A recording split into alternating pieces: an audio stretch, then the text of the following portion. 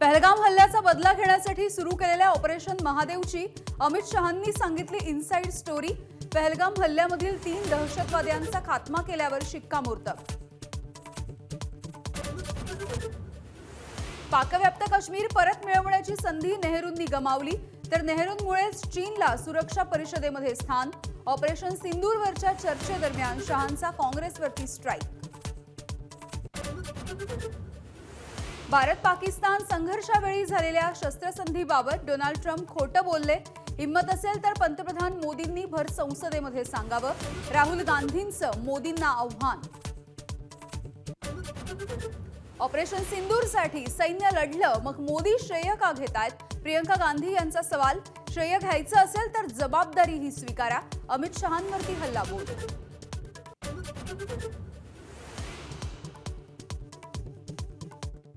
बाटला house encounter नंतर सोनिया गांधींच्या डोळ्यांमध्ये अश्रू।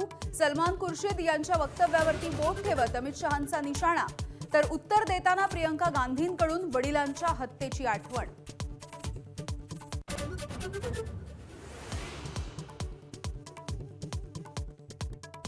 ही अखेरची संधी, यापुढे एकही प्रकार खपवून घेतला जाणार नाही। सरकारला अडचणीत आणणाऱ्या मंत्र्यांना मुख्यमंत्र्यांकडून तंबी। मंत्रिमंडळ बैठकीच्या नंतर घेतली शाळा।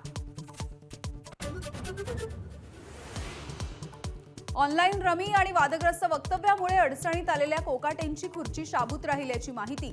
अजितदादांनी टोचले कोकाटेंचे कान, तर भविष्यामध्ये वक्तव्य करणार नसल्याचा कोकाटेंचा शब्द।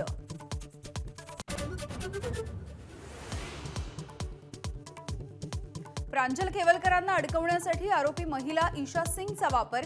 वकील विजयसिंह ठोंबरे यांचा आरोप, तर सुनावणीच्या वेळेला रोहिणी खडसे आणि रुपाली ठोंबरे पाटीलही वकिलीचा कोट घालून होत्या उपस्थित।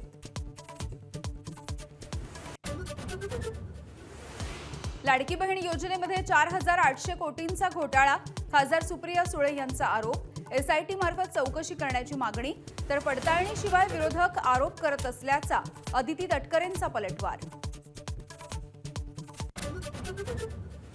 कोल्हापूरमध्ये झालेल्या तोडफोडीच्या प्रकरणी 100 पेक्षा अधिक जणांवरती गुन्हा दाखल। नांदणी मठाच्या महादेवी हत्तीणीला निरोप देताना झाली होती तोडफोड।